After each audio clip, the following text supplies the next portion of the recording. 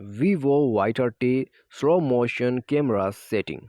Hello friends, welcome back to How to Fix It YouTube channel.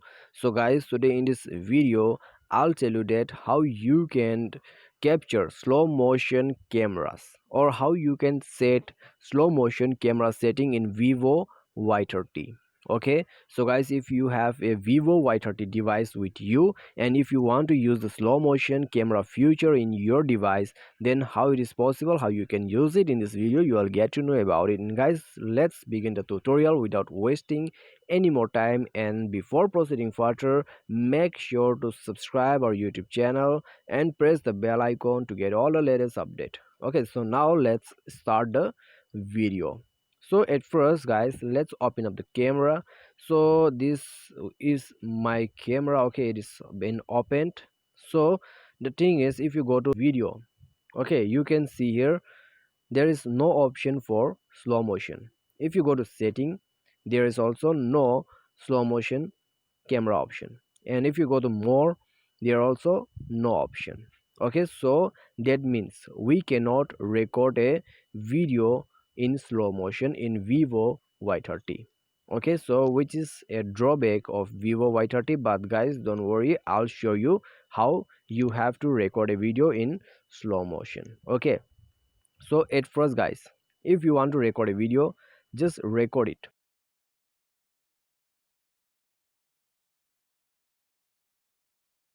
pause it.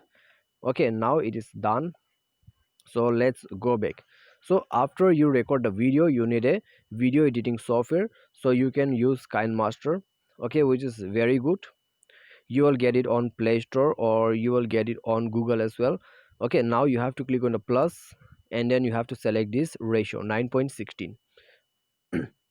So after that you will get this kind of frame. Okay, long landscape frame.